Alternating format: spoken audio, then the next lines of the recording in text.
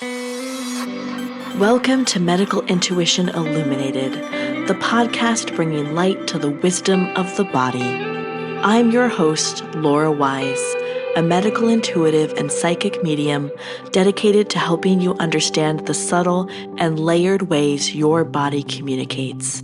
Here, we explore the meeting point of intuition, physiology, and energy, approaching the body not as a puzzle to fix, but as a wise, expressive system that's always speaking.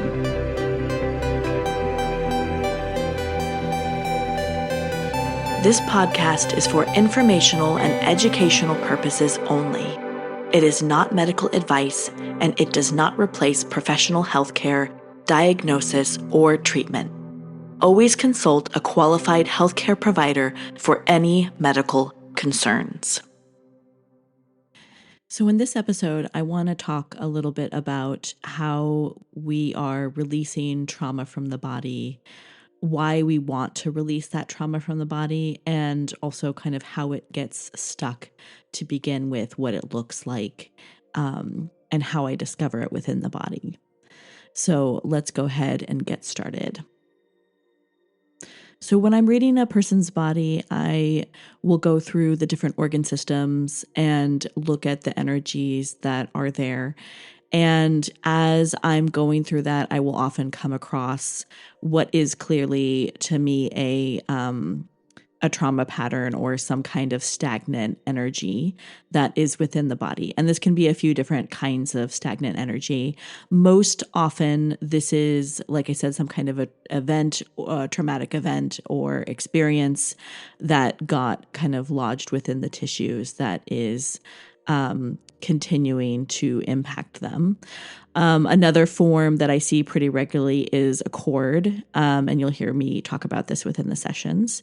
And this is kind of an energetic connection between the person that I'm reading and another person. And this person that is connected to can be still a living person, which is more common. But I have also seen this connection be to somebody that is past, somebody that's already been passed away. And then another way that sometimes I see a stagnant energy show up will be around kind of a belief pattern, a limiting belief pattern that they have about themselves, or some kind of understanding that they have about themselves or the world that is kind of keeping them back, a stagnant thought pattern that's kind of repeating. And that often is connected to a traumatic event. So that's when we will see that and remove it from that direction. But sometimes it is just kind of the thought pattern and it's coming from various different locations. So what does a stagnant energy pattern look like in the body when I'm observing it? It can look different depending on what it is that I'm seeing. Sometimes it will show up as this kind of protective energy that has a black opaqueness to it. Sometimes it's just kind of like a heaviness that, especially like when it's in the lungs, it will show up as a heaviness there. And sometimes I just have a claircognizance, like a just inner knowing about that needs to be released from a person's body.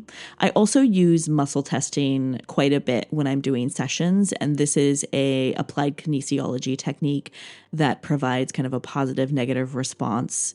And I use it to kind of assess with yes or no answers, various things, but most often kind of, is this something that we need to work on in the healing portion? I also use it for validation. Like, is this, the pattern that I'm seeing? Yes, this is the pattern. Or is this related to X, Y, and Z? Yes or no. And so oftentimes that, stagnant energy will appear to me as kind of this ball of vibrational energy or this kind of knot within the system. And it is sometimes this, kind of just a resonant energy that is giving off a certain vibrational pattern that I'm picking up on. And that is sometimes, depending on where that person's at, can be kind of misaligned with the natural energy of their own body, which is what makes it stand out. And oftentimes when I see this kind of in the nervous system or the adrenals or the stomach as well, which is deeply connected into our nervous system in general, and also connected to the emotion of anxiety or nervous or worry energy. This will be kind of flight or fight freeze energy in their body, where they're kind of stuck into this pattern of hypervigilance or paying attention to the world in a certain way that comes from whatever these different experiences were, belief systems were that happened. Another thing that really calls my attention to the fact that there might be a stagnant energy that's present is just the organ system or the area of the body is not functioning optimally. That it's, having a certain kind of struggle with processing. And those can also be, environmental or diet related or genetic even. So we assess that during the process of kind of unpacking what that energy is. But many times it is related to those emotional energies that are associated with that organ system. So if somebody has, a particular relationship with grief, and it's indicated to me that we're going to work on that in the healing portion, we look at kind of how that person is related to their own anger, what kind of situations created those belief systems around anger that they have, and how we might move forward from there to create a different relationship with that organ system and release what is present there.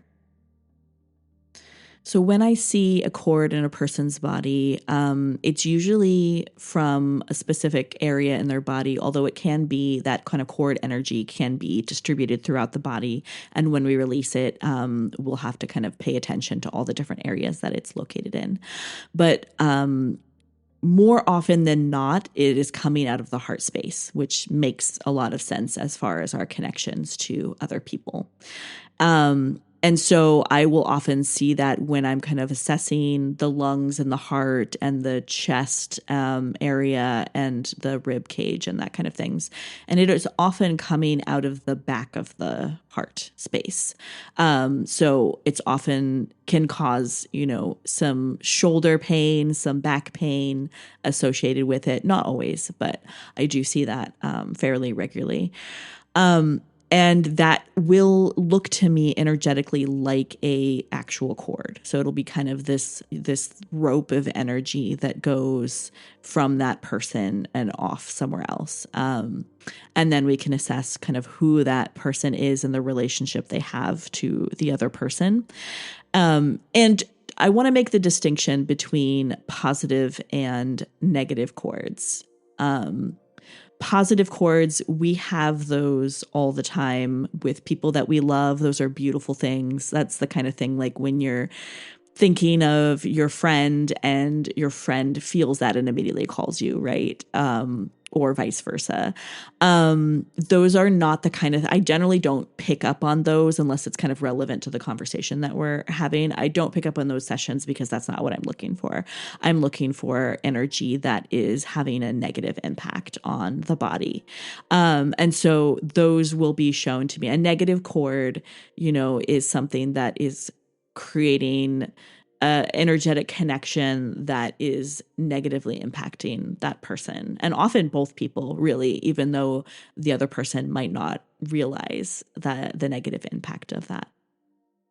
And so that will very quickly, it starts off almost as kind of a ball of energy that I'm seeing. And then very quickly I can see how it's a rope that extends out from that person.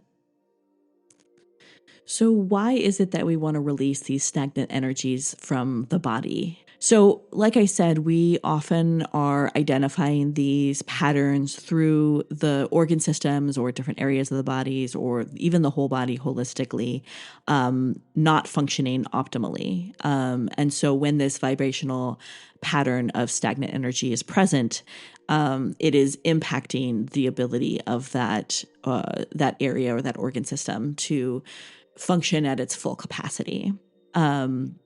Additionally to that, it can also have mental, emotional even spiritual, psychological impacts on the person that it's having. So you might have things like kind of these mental loops or these behavior patterns that keep repeating over and over. The same kind of people might keep showing up in your life. You might have, like I said, a recurring thought pattern that just won't go away no matter how much you unpack it mentally and logic around it and understand even where it's coming from. If that energy is still within the tissues of the body, it's going to continue to kind of resonate and send off the vibrational pattern of whatever that event or experience or thought pattern is. And so when we uncoil these patterns and unpack these energies, it allows those organ systems to again return to its kind of natural state of balance and its natural state of functioning. And it can also, especially when we're working with cord energy, it will return other energies to where they need to go, right? And so when we have a cord, we often have other people's energies that are in our body, and their vibrational essence is different than our vibrational essence. And so when we have somebody else's vibrational essence in there that is especially connected to kind of harmful dynamics or painful experiences or some unhealthy, power and control dynamics, that is going to impact a lot of things within our own body. That's not how our tissues are naturally wanting to function and exist. This can also kind of restore balance in many other areas. It can restore our functioning, our adrenals, all of our, hormone systems can just run a little better when there aren't these interruptions of energy. And it can also release, karmic patterns or complete karmic patterns, especially those that you have with another person. And kind of allow those situations to naturally resolve themselves when the energies associated with them aren't present anymore. And I have definitely seen also, stagnant energies that have come in with the person themselves. It's not as common as, kind of being created within this particular lifetime or this, experience in this body on this planet at this time. But it does sometimes show up, right? That somebody has a pre-existing kind of karmic pattern from other experiences that they've had prior to this. So once we discover these stagnant energies within the body, how is it that we are working to release those stagnant energies? So I have studied a lot of different techniques around energy work and energy healing. And the ones that I use now, I feel like have been most effective. So I previously studied Reiki, and I've studied the emotion code, which is about releasing specifically trapped individual emotions. And now I have several visualizations and meditations and kind of similar energy work where I am guiding the person through the process of them kind of working with that energy themselves and then releasing it and then reintegrating whatever parts of themselves maybe were kind of left behind in time or were not integrated back into their body. And so there, depending on what it is that we're working with, there are different techniques. Most common is when I am working with somebody who has a stagnant energy that's related to releasing the past trauma, some traumatic event that happened to them. And that in that case, we will identify, I will pull an age for when this happened so we can identify the event or the time period that this got lodged during. And then we will work with that part of self. We'll go back in time to that kind of that time when that happened.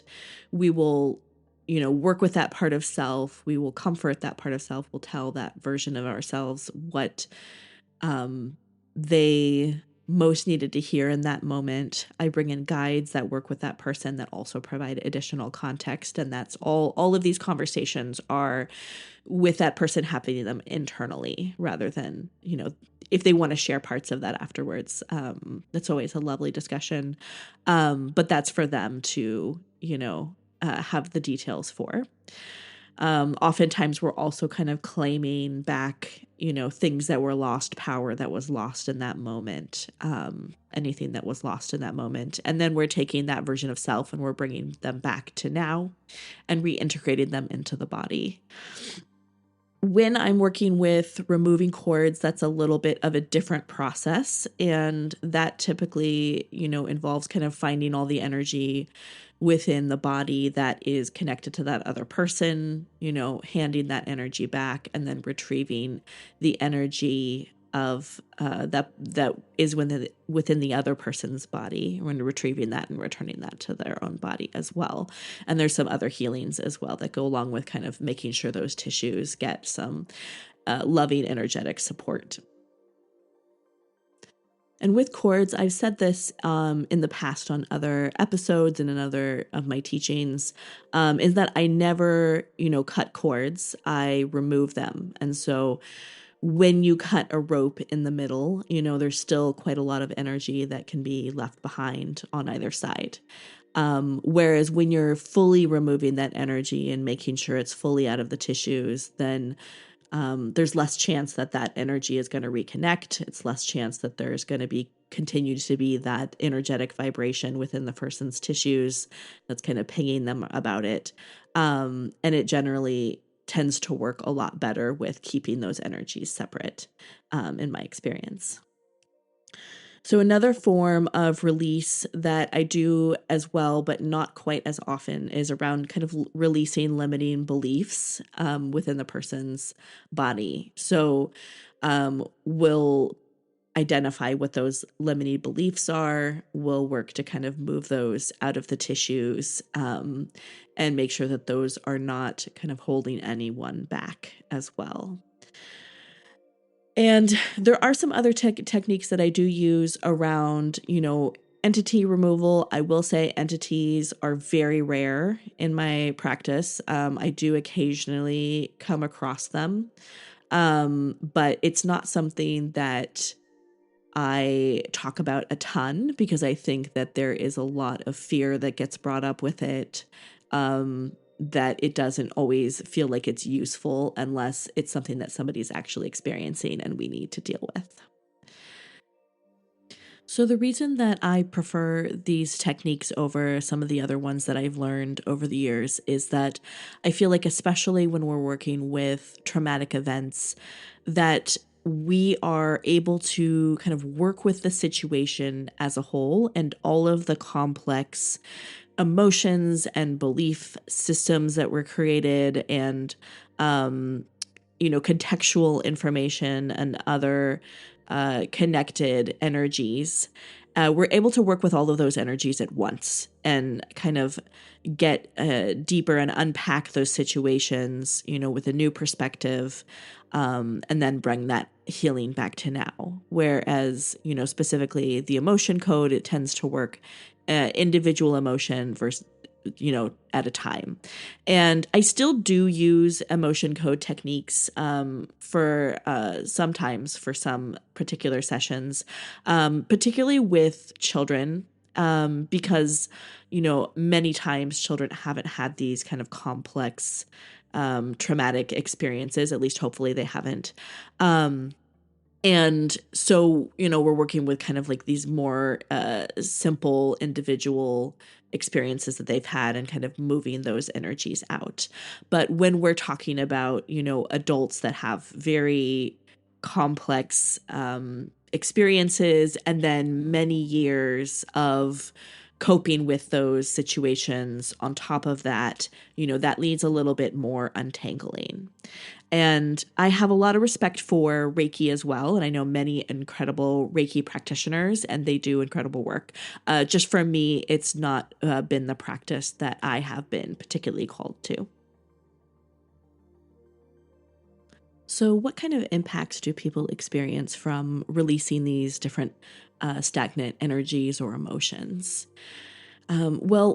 Immediately following the releases, while we're still kind of wrapping up the healing portion, a lot of times I will hear from the client almost immediately, this feeling of peace, and especially when we're doing um the work around traumatic events and specific traumatic events and kind of reintegrating those parts of themselves, they will reflect, feeling more whole or feeling like a piece of themselves, especially kind of like a childlike part of them, has been returned.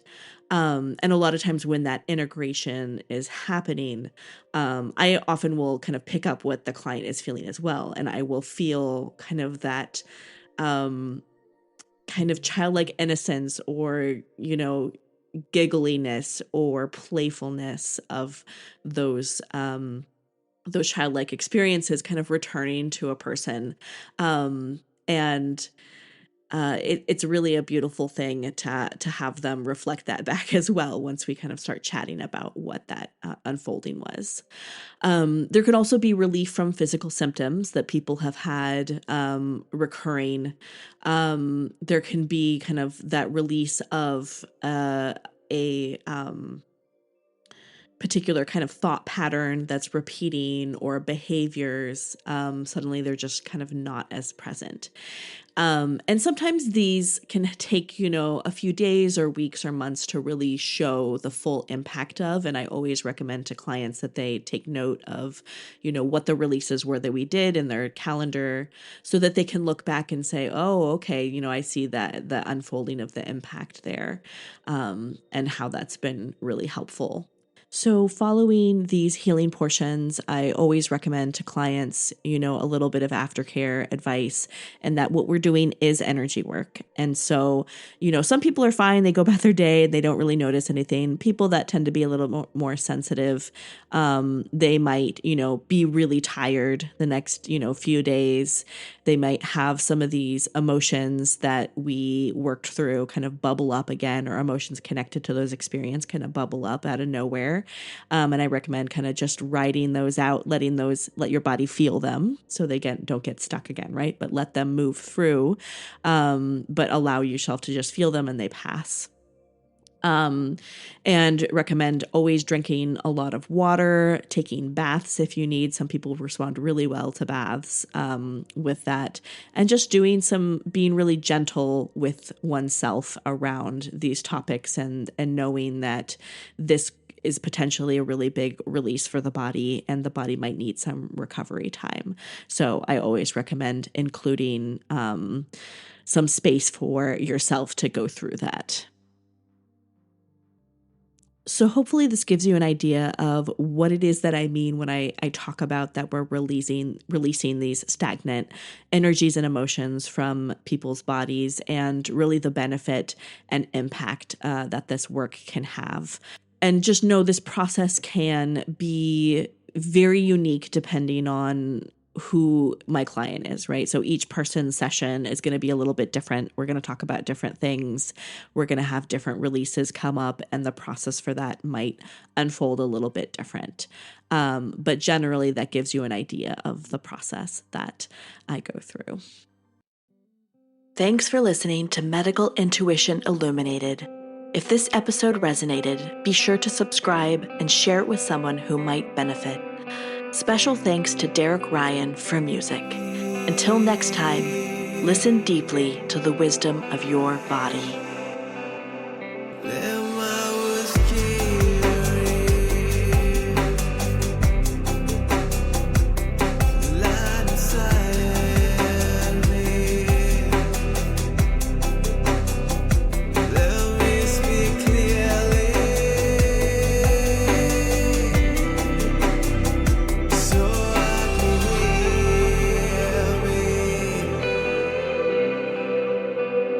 So I can